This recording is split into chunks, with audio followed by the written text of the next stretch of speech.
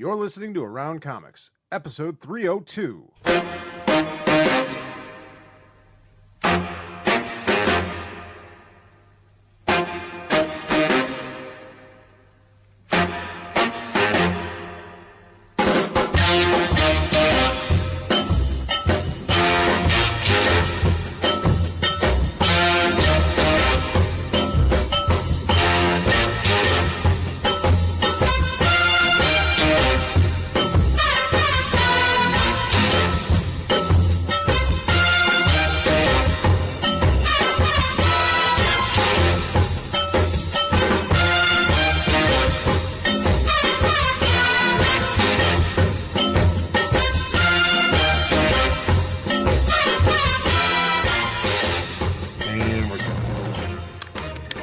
Me. You're on. You're live. Oh. Well, on tape. It's tape? Yeah, I'm recording this all on reel to reel. We've gone analog. I just like the quality, the sound quality, man. It's richer. It is. You know, it's okay. So I started buying vinyl about 2 years ago because I am a nerd. You are a super hipster. It's a super hipster nerd. And the similarities between collecting vinyl and being a comic collector are so eerily similar that it is the same fucking thing. It is absolutely the same thing. Really? You find it like there's an obsessive quality to like, I need that. Yes, it is absolutely. I mean, going into a record store and rifling through the vinyl bins is the exact same tactile experience as going to a comic shop and going through, the quarter bins or whatever. It is so ridiculously the same, and quality of the records, and I am beeping. I'm sorry. That's me. I'm texting Tom because he's texting me. Okay, I thought it was me. What kind of a professional are you, man? Turn off your phone. What's wrong with you? It was you. No, it's the same thing. It's totally the same thing. It's like, I've got to get, I've got to go to the shop and, tell the guy that I'm looking for, Blood and Chocolate because it's going to finish off my Elvis Costello collection. It's like looking for that, one last X-Men issue to finish off your run or whatever. It's the same fucking thing. Well, there's also a art quality to it. I mean, you don't have the beautiful art that you have, inside of an album. You don't, we lost that with CDs even. It's back in albums. Oh yeah, for sure. I have to admit, 10 years ago, I would have mercilessly made fun of you for being a 10 years ago. Well, yeah. For collecting vinyl, but I'll be honest, there's part of me that I so rarely listen to music other than on the radio on the way to work occasionally, and that's even rare because most of the time I'm either listening to a podcast or an audiobook. But when I do want to sit down and listen to it, it's like, I could totally like make it a sort of habit. Yeah. Yeah, exactly. An experience. Yeah. I found Def Leppard High and Dry at a shop, and there is nothing funner for me than, because I work out of my home office most of the time.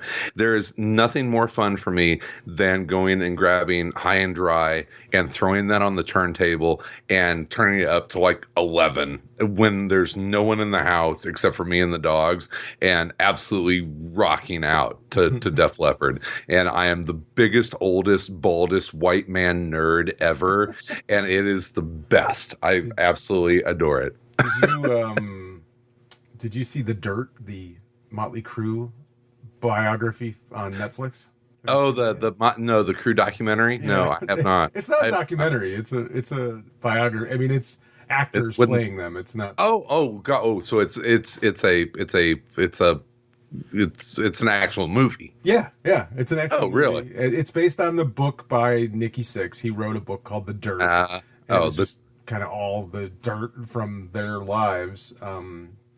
It was pretty good. It was fun. I mean, everything you didn't want to know about Motley Crue. Yeah, pretty much.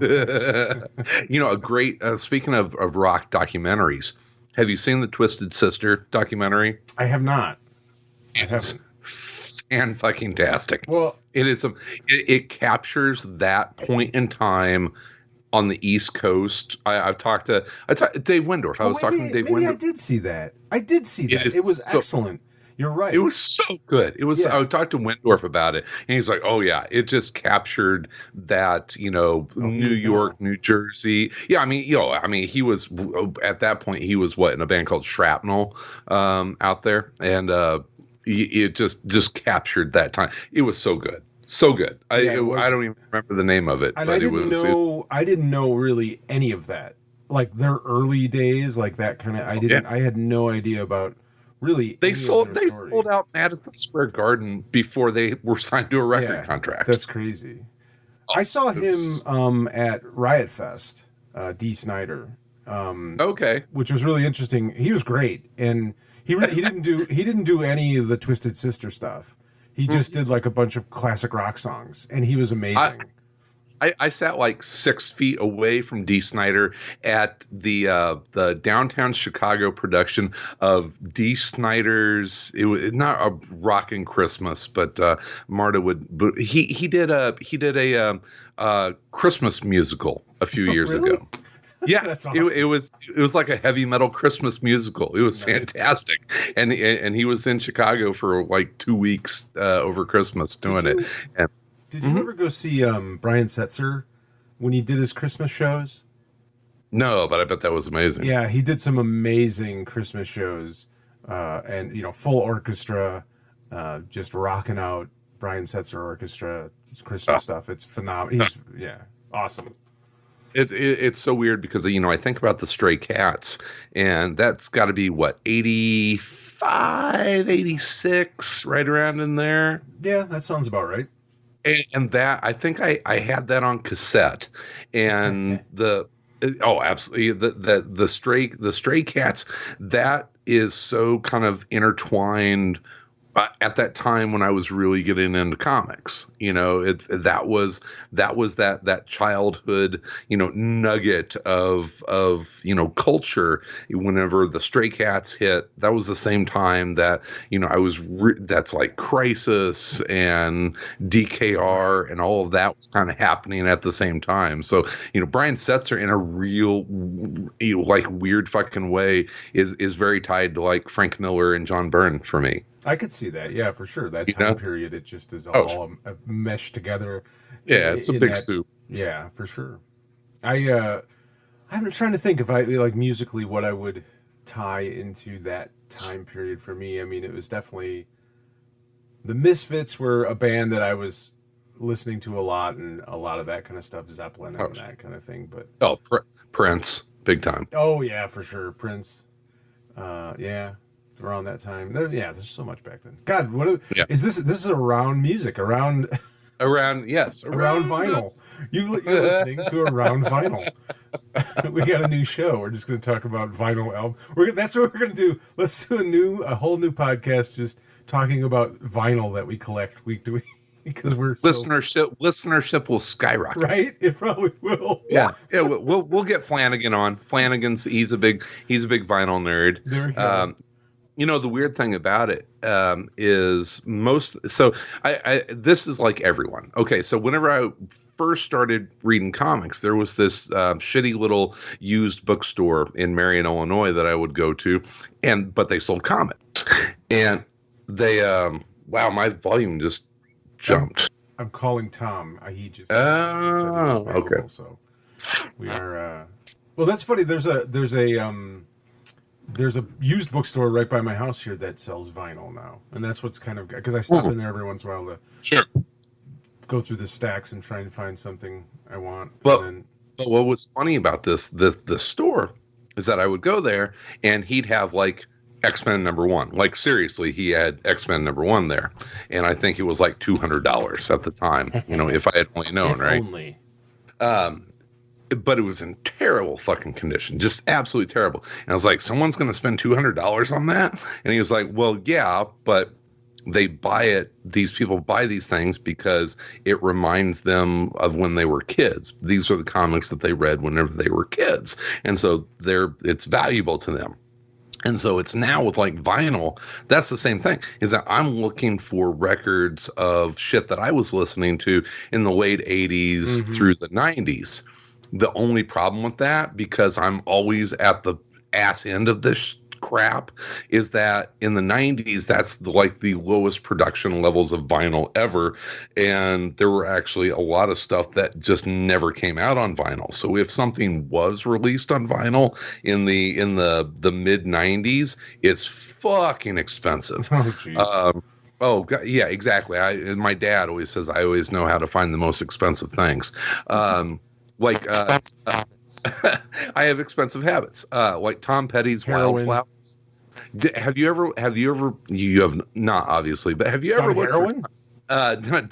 Have you ever looked for Tom Petty's Wildflowers on vinyl? I have not. I haven't looked for anything on vinyl. It's like $700 fucking dollars. Jesus, really? Yeah, because they only made like 5,000 of them. Oh. Well, Tom, I just wanted to let you know, thanks for joining Around Vinyl. We're talking all albums, all vinyl Guys, albums. I am really into this topic. We've decided to start a whole new podcast. Because like anything from the 90s, like right when you get into the mid 90s when vinyl like was essentially dead, like they didn't make anything. So it's all... It was CD, man. Nobody needed vinyl. Exactly. Yeah, it's it's crazy. I mean, I haven't looked for Wildflower, but I can imagine. Yeah, they probably only made a couple thousand. Yeah, it's like $700 or $800. Try and find some sweet Black Crowes on vinyl. I think awful. I think I have a Black Crowes album on vinyl somewhere laying around. Probably worth $70 or $80. Damn. I'll tell you what.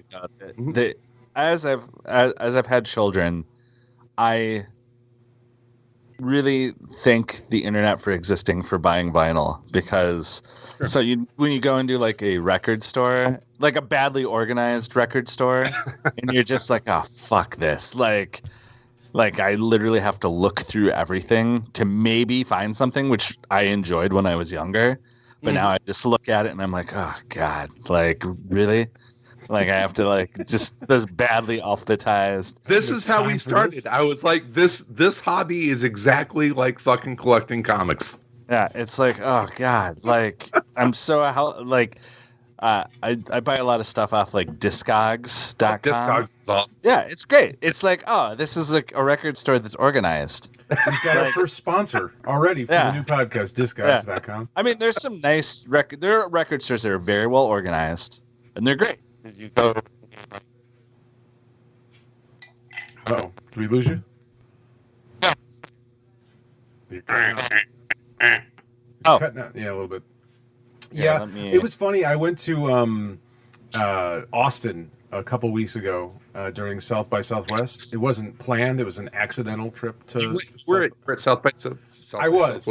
I wasn't there for South by Southwest, and I bought the tickets not knowing that South by Southwest was going on at the time. I was going to visit my uncle. It's a pretty chill event. Yeah, exactly. That's hilarious. Yeah.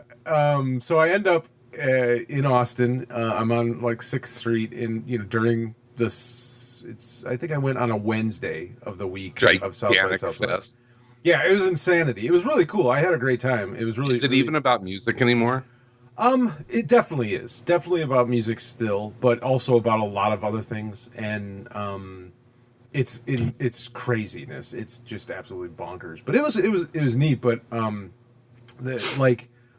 the amount of vinyl stuff that was around at like booths, because I went to the one thing that was going on that I was actually able to go to because I didn't have any tickets for South by Southwest. But there was a gaming convention, and in the gaming convention was they call it like a flat art convention. Basically, it's a bunch of like illustrators with their posters. It's sort of like Artist Alley. It's like an Artist Alley, but it's like high-end graphic designers more than like comic book artists. Yeah, it was kind of cool. And a lot of concert art, and then a lot of vinyl. Oh, that's cool. Like there was like little shops selling vinyl, and then it'd be like clothes and like jewelry, and it was weird. Did everyone have twirly mustaches? No, not as many as you would think. Actually, Okay. like surprisingly, tons of beards. I'm twirling and my flannel. mustache right now. It sounds like a lot of mustache wax in that place. No, honestly, it wasn't as much as you would think. But Austin during South by Southwest was interesting. I bet it was pretty cool. But yeah, that was the vinyl. The vinyl thing is strong, and a lot of like concert art, psychedelic concert art posters for sale by like 22-year-olds that are doing like Fish posters, and there was a lot of like Queens of the Stone Age posters and a lot of really. Yeah, I found it kind of odd, like strange. And I like Queens of the Stone Age. Yeah, so do I. But it was just like, why has everybody got Queens of the Stone Age? And there was a couple of other bands. There was a couple of newer bands, but there was a bunch of Post Malone stuff. And I'm trying to think of, there was another band, I can't remember the name of it, but a newer band. But there were some odd ones too that like, you know how like when you go through Artist Alley and everybody has their version of whatever Deadpool. Here's my Deadpool print that's for sale. Why is everyone doing Mysterio? It was like everybody, like every other vendor or every other artist had either a Fish poster or a Queens of the Stone Age poster. It was just odd. Okay. Yeah. Very cool. All right. So, are we going to talk comics on this vinyl podcast, or are we going to... I was going to say that the parallel between comics and comic stores and record stores is very on point. Right? Everyone's been in a comic store where it's just like, oh, fuck this. I'm not going to find anything in here, And then you go search and it's literally 99% garbage. Mm-hmm. Literally like stuff that like, you're like, who is ever in 1,000 years going to buy this record or this comic? Like right, that just there's a lot of strike boxes. There's a lot of Strike Force like number 12 in there. Hey, remember, it's like there's never out, no one's ever gonna buy this. Somebody out there is Stiltman's biggest fan. Don't forget that. Yeah, it's like when you go but it's true, like the comic stores, just endless series of boxes where you're just like, why no one's gonna buy it? Like, no one's gonna buy this. Like, right? And you're looking at the records and you're like, I don't think anyone's gonna buy like this Bread record. Like it's just like it's the parallels are very. I would buy a Bread record. Oh, see, there it is. There's always one weirdo. Yeah, there was a comedian that did the classic rock and roll combos, and it was like bread and meatloaf together again. Yeah. But yeah, and you're never going to find Amazing Fantasy 15 in the dollar bins. It's never going to be there. Chris, do you remember that that comic book store by where we used to both work? That was just like the worst example of a comic book store ever. It was just like, oh my god, it's still there. It's the same. Yeah, really. I don't know how. It's still there. I don't know. The worst example of a comic store ever on near Dark Tower, where we used to record. Variety. Variety is now no longer there. It is. I think that guy finally kicked it. But those stores were two peas in a pod. It was the shit just stacked up literally to the ceiling, no filing system whatsoever. It was just the worst. And an asshole who ran it. Yeah. Just an absolute dick who ran it. Exactly. Yeah. There's a comic store in Oak Park that is like That's the one. That's it.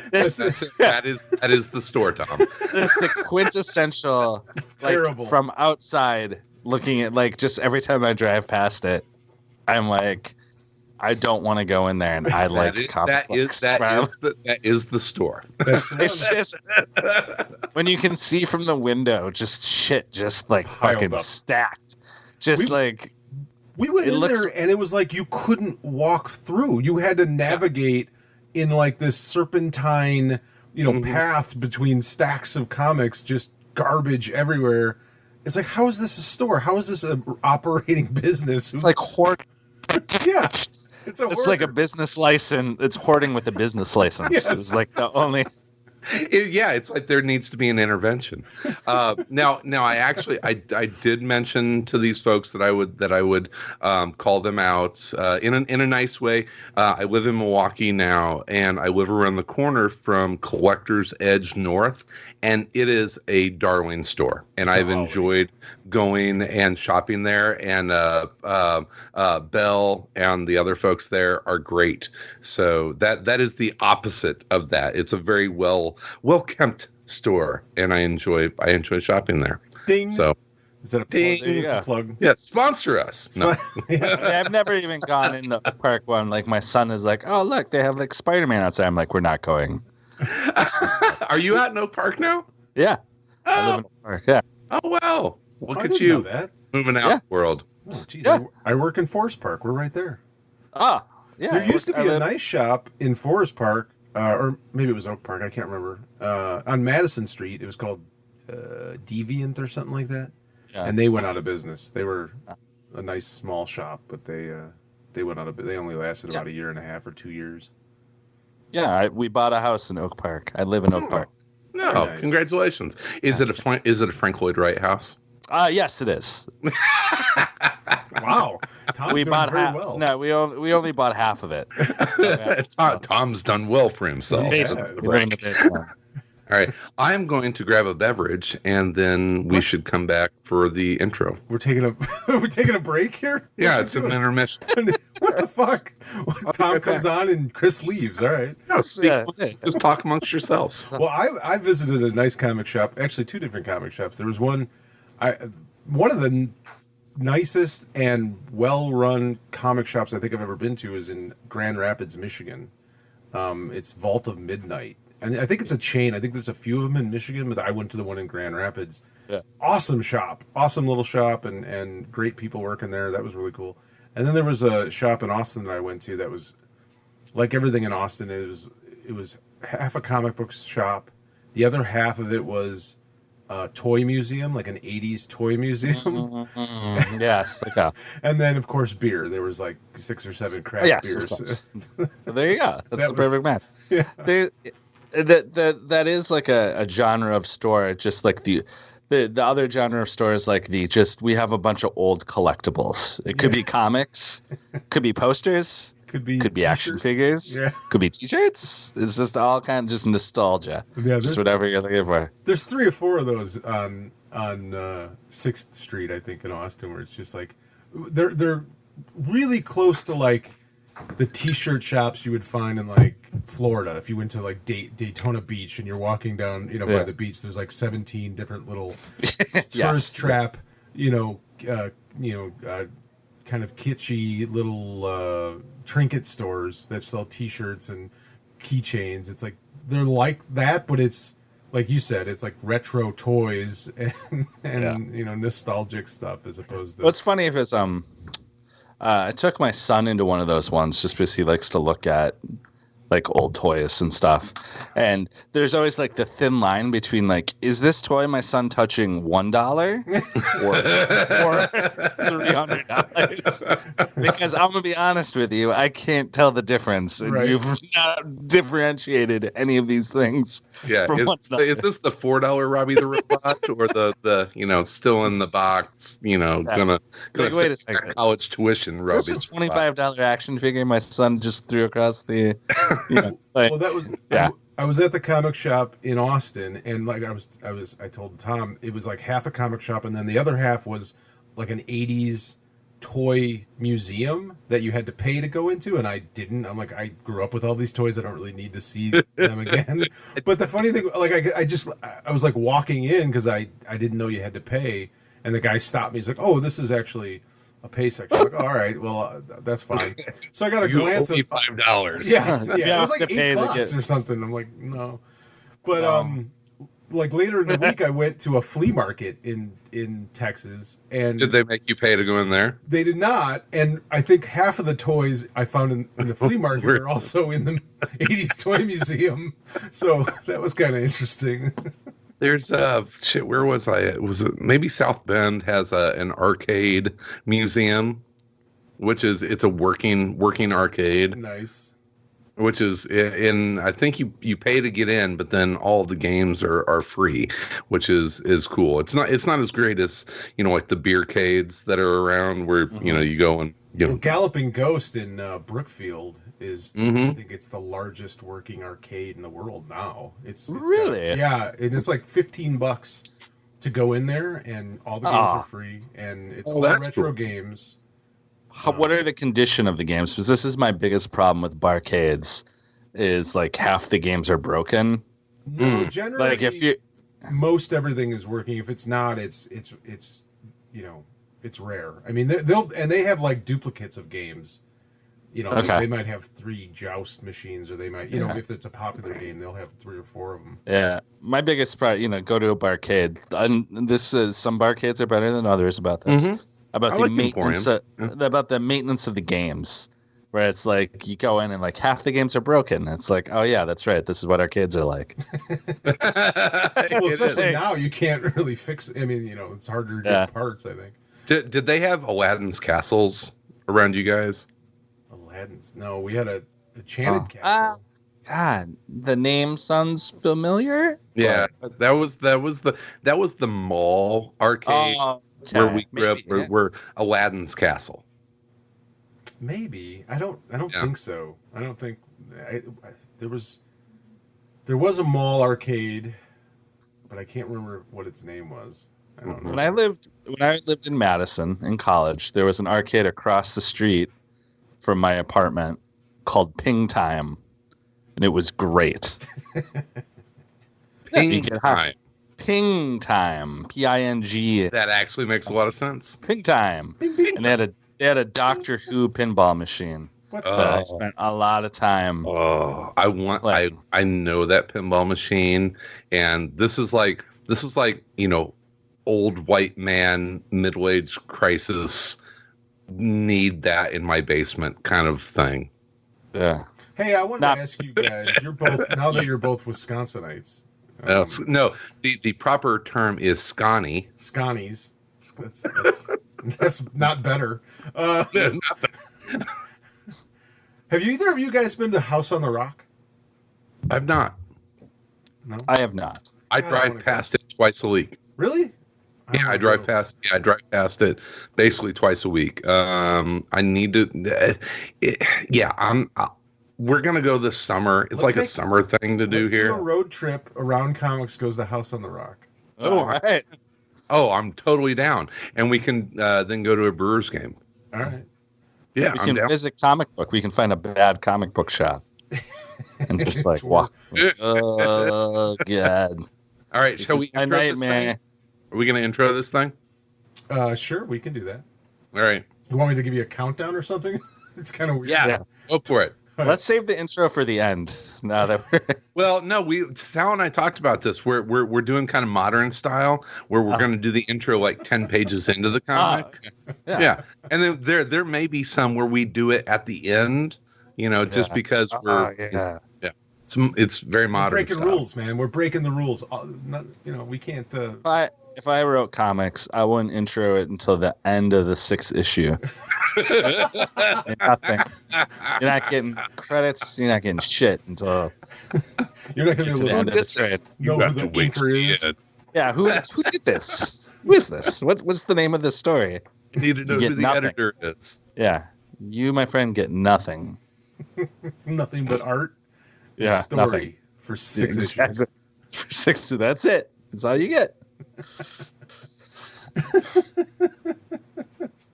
All right, and here we go. In 3, 2, 1.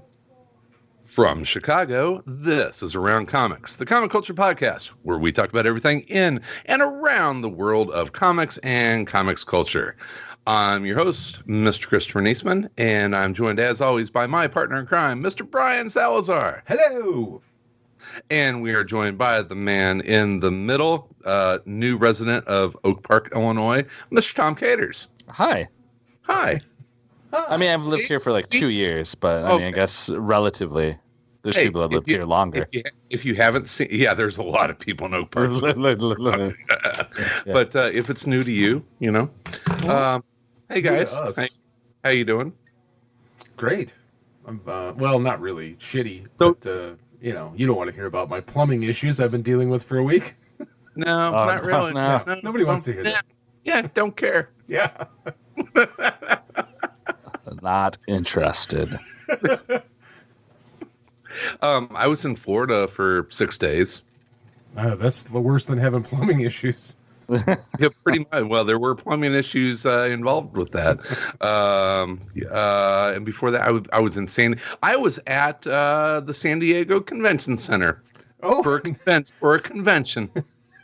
That was not Comic-Con. Comics. Yeah. It's a big building. I will give it that. So it's was there cosplayers at this convention? there were a lot of women in tight spandex. that is a true statement. It was a fitness show. So yeah, I was out in San Diego for a convention. So I saw the grounds where the San Diego Comic-Con, which I will probably never attend. Hallowed grounds. The hallowed grounds. The mythic grounds. It's like Stonehenge. What was weird is that you see pictures from San Diego Comic-Con of like the cosplayers on the steps outside. I saw those steps. You've seen the picture of like the escalators with like the single solitary stormtrooper. I saw those escalators. I was like, oh, I've seen that in a picture before.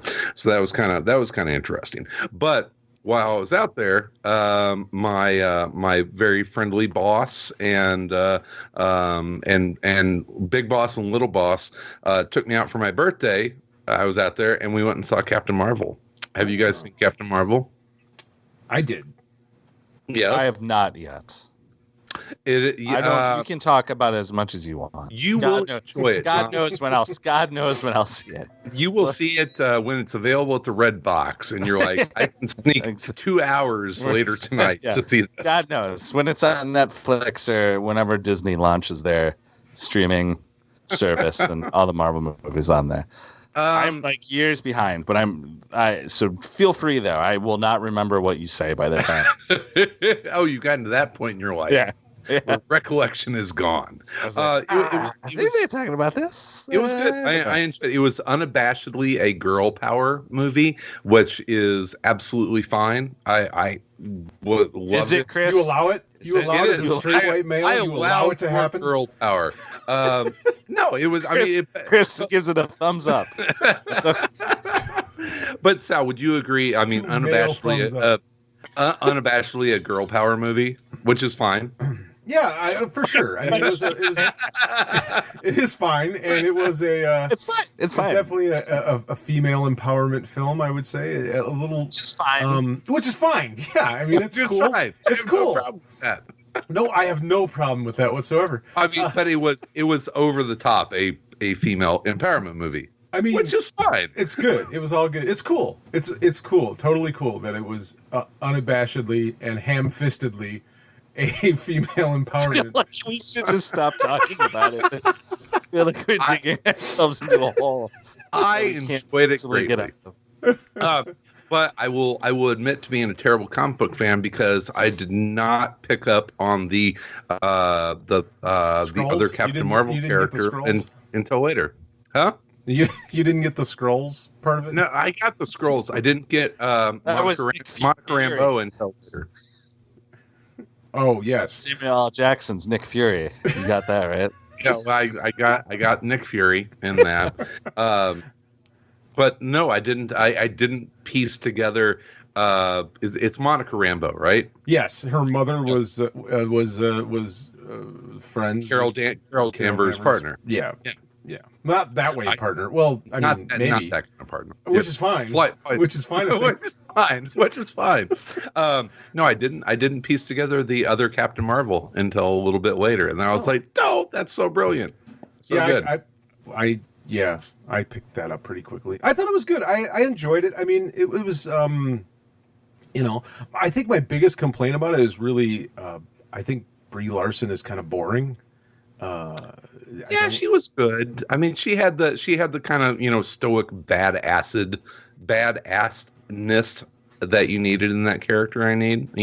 That's yes, no. I don't know. I just think she's not a terrific actress, quite honestly. And didn't she win an Oscar? Did she? I don't know. Yeah, I think so. Idea. Maybe. For what? Yeah. Which is fine. Not for this. Which is fine. Which is fine. That's great. I allow her to win an Oscar. Oh God, Jesus. No, I don't know. I thought it was because part of the whole beginning, or most of the film, the sort of idea of being controlled by the Krees and not letting your emotions out and that kind of thing, which was a part of the storyline and the whole female empowerment thing.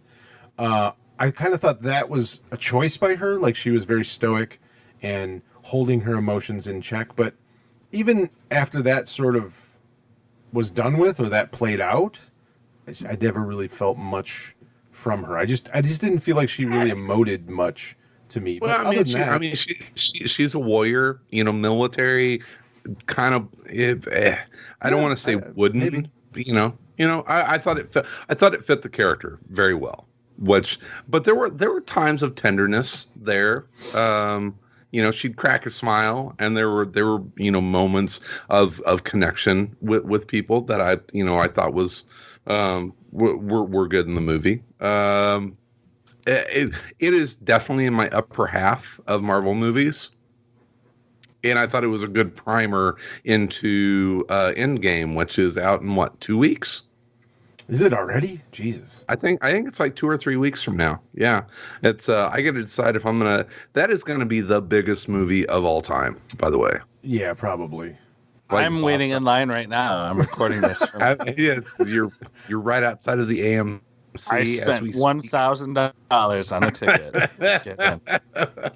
As soon as I got the Fandango alert, I wanted to go. It's like, I have to go. I'll see it now.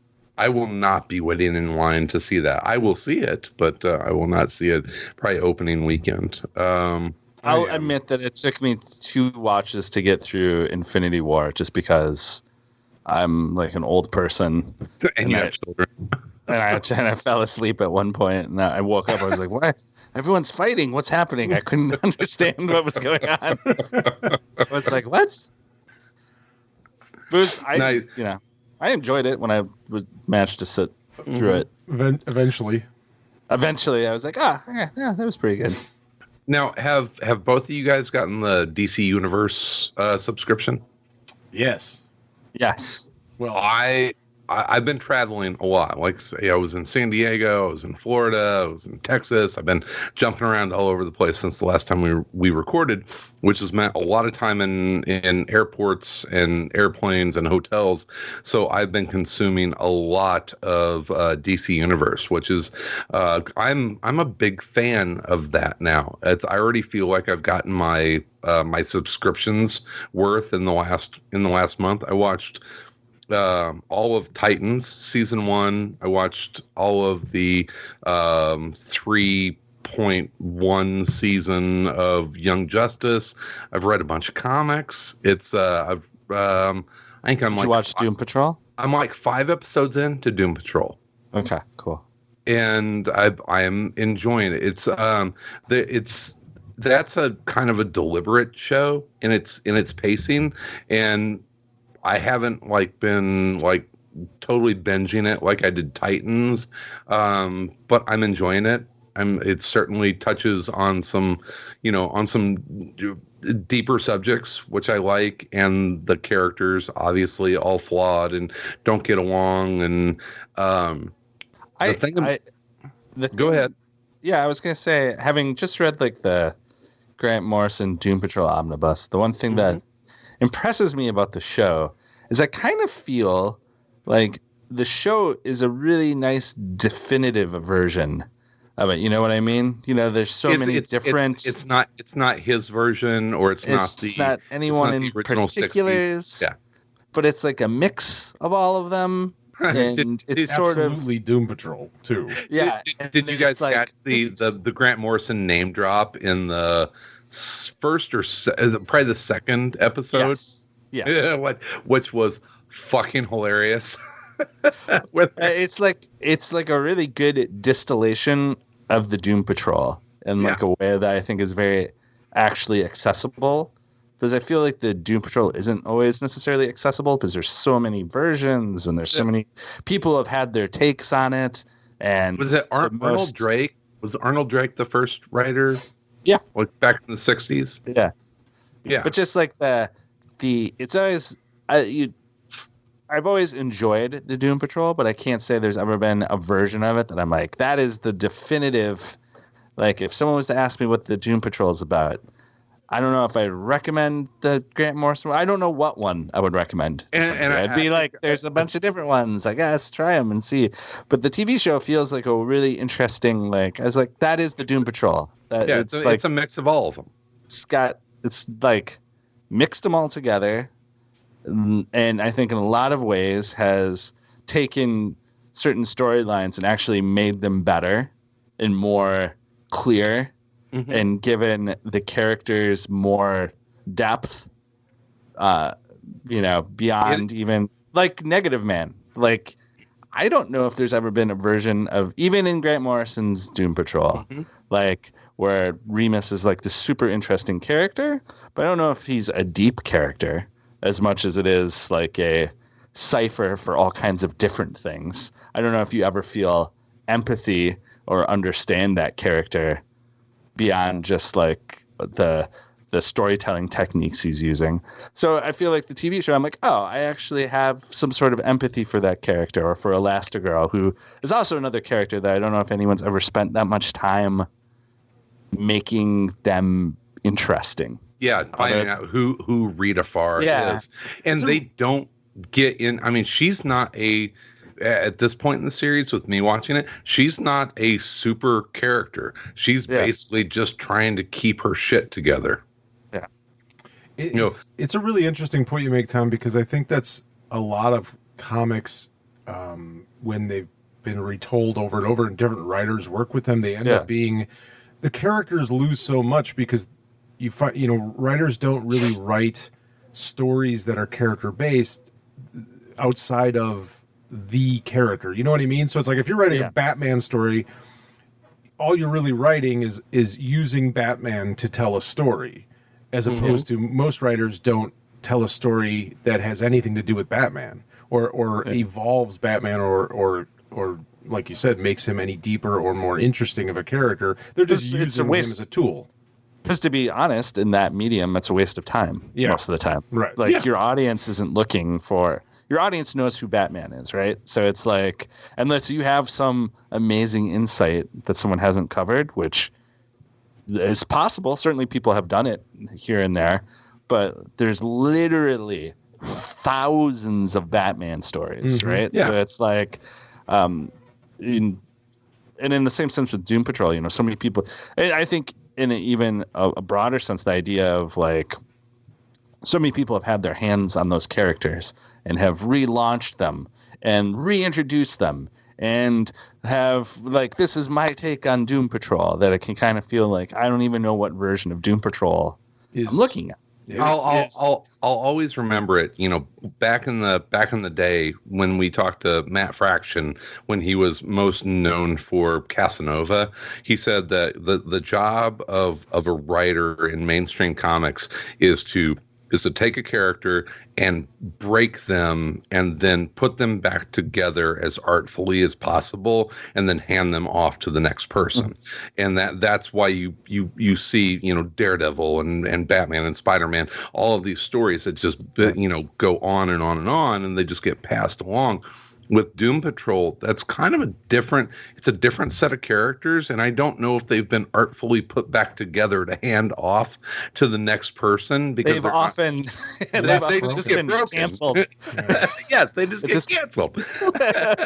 They're not artfully put back together. They're so, and I feel that in which is kind of a nice place to be, in this TV show, and then reading in the comics that you don't know where they're gonna go, because there are no like cherished artifacts that have to be protected. They're kind of just like plucking things from here and there to like use in the story, right? Like it's all recognizably Doom Patrol, but it's not beholden to any particular thing, like you're saying, it's like no one's sitting there like they have to tell this Doom Patrol story. Yeah. Like, so they're able to just kind of like, this is one with Steel. It's not going to be on the NBC News that, NBC decides to kill Cliff Steele. Yeah. So like they kind of can just like pluck these interesting stories and characters and like, probably not far enough where like they have like there's other Doom Patrol characters that are introduced, I think, in an interesting way, just where they're just kind of like used to tell like a nice, simple story, which I can't say Doom Patrol has ever had the benefit.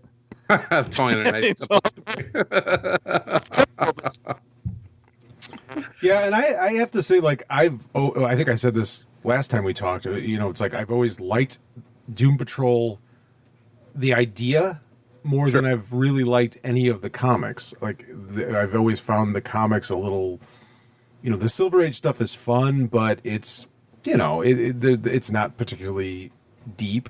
And then the Morrison stuff is too Morrison. Yeah, Morrison. You know what I mean? It's Morrison. Yeah. And the show is perfect for me because it's like, I love all this, these characters. I love the idea of them, and I just want to see cool stories with them. And I love that it's completely bizarre and weird and strange, and they're all really fucked up people. It is the first time I've ever liked Cyborg as a character. Yeah, right. No, are you there, Tom? He's cutting out. He's cutting out. I think he agrees with everything we just said. Of course.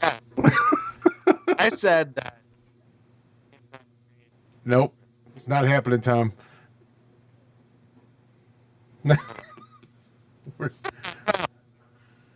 Poor Tom. Oh, must be Oak Park. It's those old. It's the old internet lines in Oak Park. It's the Frank Lloyd Wright house. It wasn't built for internet. It's the old copper lines of Oak Park. Yeah, he's still on like Gaslight, right? There he is. What were you saying about Cyborg, Tom? I was saying, I mean, they've like never treated that character. They've wanted that character to be important and interesting, but have yet to make him important or interesting. I got really drunk and belligerent on another podcast way back in the day talking about Cyborg and my disdain for that character because I was tired of him being rammed down our throats as being a likable, important character that I have never fucking found important or likable. Wow. Ever. And they made him likable. Yeah. Made it make sense. It's like, I get it. I get what he is now. That was my son. Like when he first saw that he was going to be on Doom Patrol, I was like, I don't want Cyborg. I'm like, but he's a different. I think he's a different kind of Cyborg in this, and he was. Yeah, I want Gar. Where's Gar? What's there's your transition. You guys watched Titans, yeah? Yes. We talked about yeah. I really, really liked it. I was shocked by how much I liked it so much. I had to get up at 6 a.m. in San Diego to go to a trade show, and I was binge watching Titans until like 1:30 in the morning, going like, I can't watch one more. Okay, maybe just one more. I really, really liked Titans. It was, it's not a perfect show by any means. I think they tried to be a little too adult at moments, maybe too much on the mature scale. But it was good. I really liked it. Certainly a cliffhanger at the end, so I'm looking forward to season 2. And to tie all our threads together from our first episode, I finished Black Hammer. The first volume. I got around to reading all of it. Isn't that good? Yeah, it was awesome. I liked it. Yeah. It was using our parent catchphrase for this episode about being artful. Like if you were to write out what it is and like what the twists to the characters are, you could look at that list of things and be like, okay.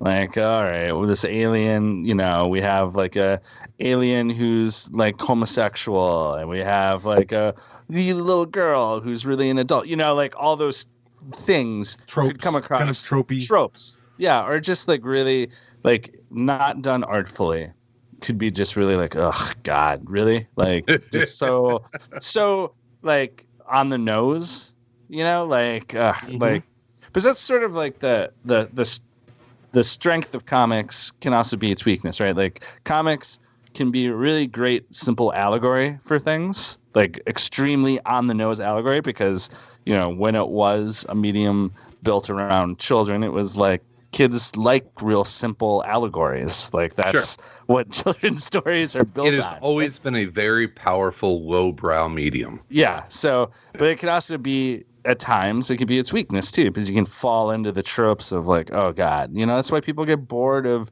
gritty reboots of characters, because it's like a thing you see coming from 1,000 miles away. I've never been bored by a gritty reboot. But you just be like, okay, I know what they're gonna do. Like I get it.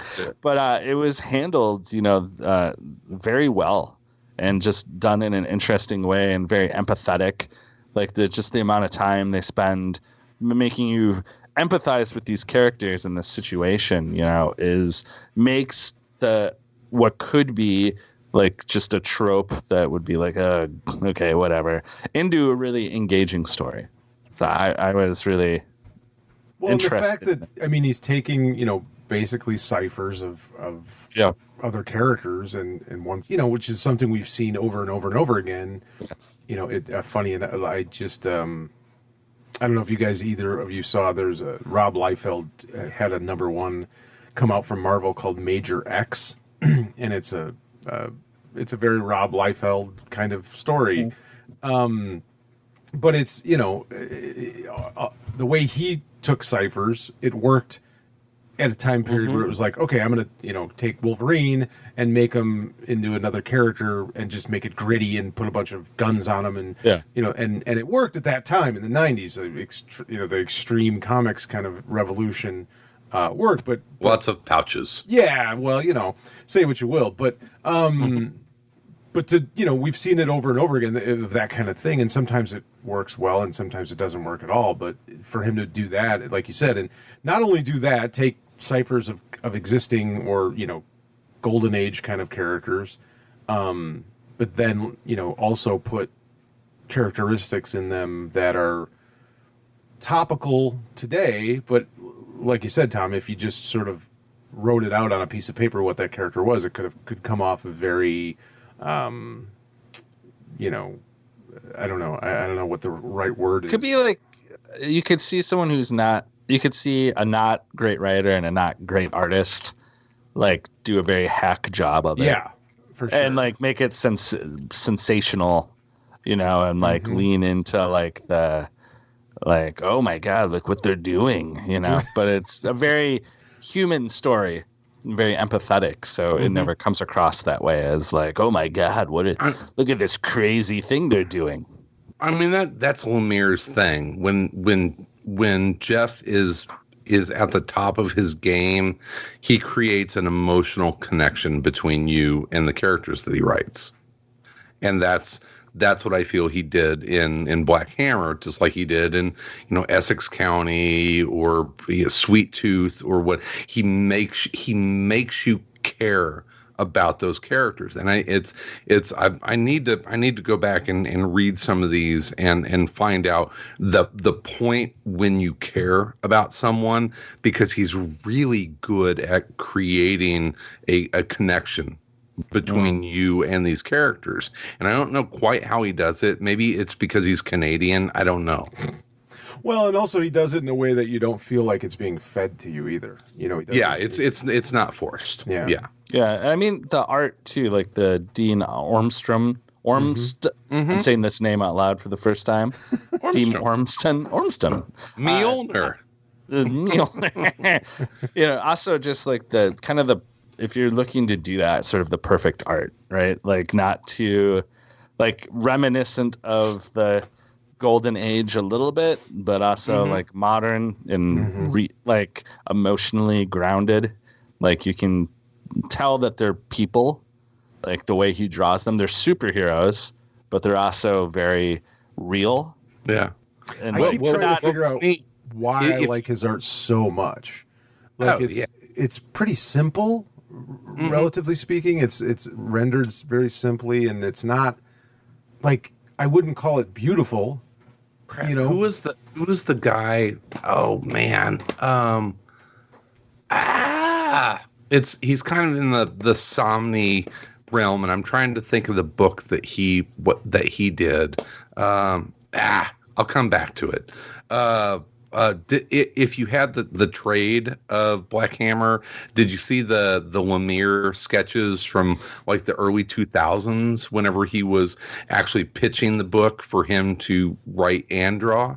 I checked it out from Hoopla, so I'm sure it's in there, but I'd have to go back. There's a shout out to Hoopla. You can get lots of comics on there.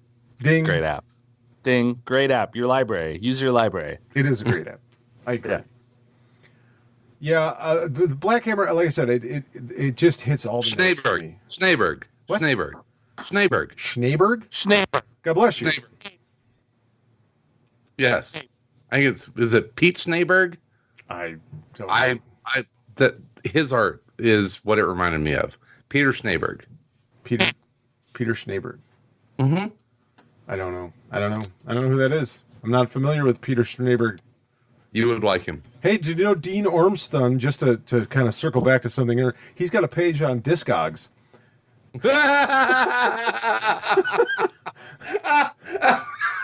See, it's all fucking connected. Yeah. So that's amazing. I just happened to see that on Google as I was Googling his name. That's awesome.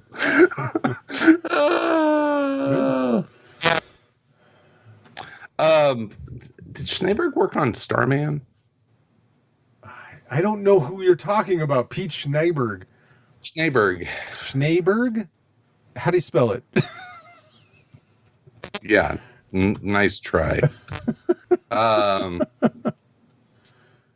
there to save me. Schneeberg. I found a Pete Schneeberg, but I think he's an insurance salesman.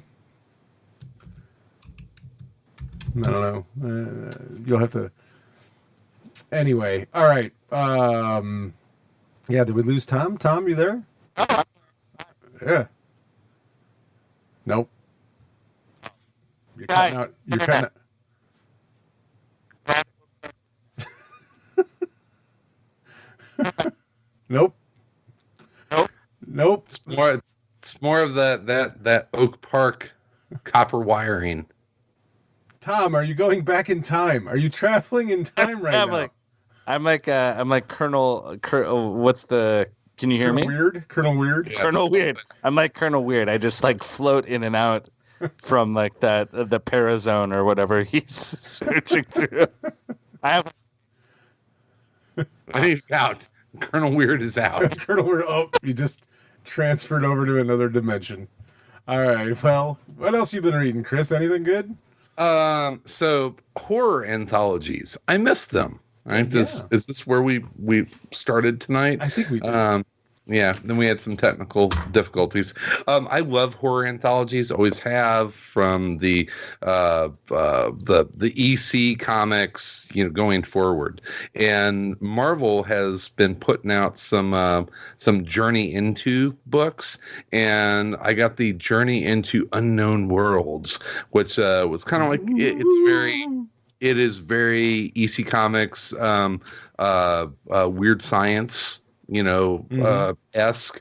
And the reason I was over at Collector's Edge and saw that Cullen Bunn wrote one of the stories, and if Cullen writes something, chances are I'm going to buy it, because he's been one of my favorites from the going back to The Damned, and so yeah, I grabbed it. It was what is it? It's comics are expensive. This is like $3.99. When did comics get so expensive? I don't know. We got old and they got expensive. I know. What, Tom? I get mine from the library. There you go. Tom is back. I'm fading away back into the... You are like Colonel Weird. It was like you just punched through a hole in time and space right there, just to communicate with us. This is actually and on the recorded one. Oh. Peter Schneeberg. Oh, we're back to Peter Schneeberg. Peter Schneeberg. He did the White Brigade. You remember the White Brigade with Pete Tomasi? No. He did the Mighty. You remember the Mighty? I do remember the Mighty. Yeah. He drew the Mighty. Yeah, I don't remember the art that well. I just remember the book. He took over for Tony. What's his nuts? Well, what is the point you want to make of Mr. Schneeberg? He reminds me of the guy that draws Black Hammer. Reminds me. That was all you wanted to fucking point. That's all I wanted to say. Jesus. It's me, Tom, from the future. Tom, tell me Chris is gonna waste your time trying to talk about Peter You're too late, Schneeberg. Tom. You're too late. Damn you. If only you were earlier. I could have stopped all this and just said we should just skip this entire conversation. He's like Harbinger from Crisis. He just fades in with a warning and then fucking disappears, leaving me wondering what the hell is going on. Don't let him talk about Schneeberg. Don't let Chris just talk about it endlessly. The listeners are leaving.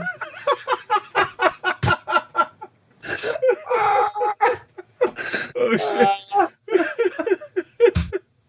Oh, God, I missed this. Oh. All right.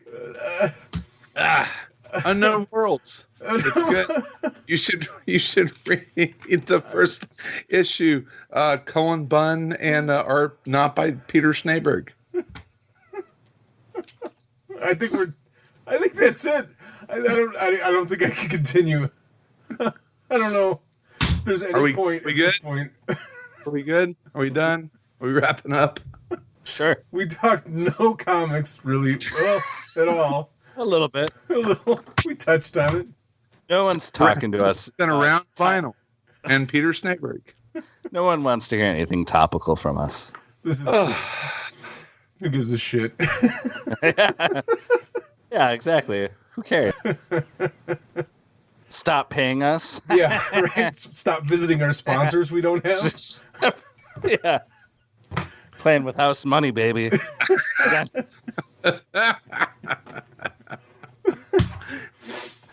Oh, all right. Are we out? I think we could sign off with that. I think that's all right. That's a solid hour. So this episode of Around Comics has been brought to you by no one. Again. We will be back in a month-ish or so. We're too controversial for anyone to sponsor us. You know, hot comics takes. You know, about the comics that came out 8 years ago. And it was that you could get at the library. And I am okay with girl power movies, which is fine. It's fine. It's fine. It's fine. Fine. We'll be back again in the next month at some point. In the meantime, in between time, we'll be everywhere in and around comics.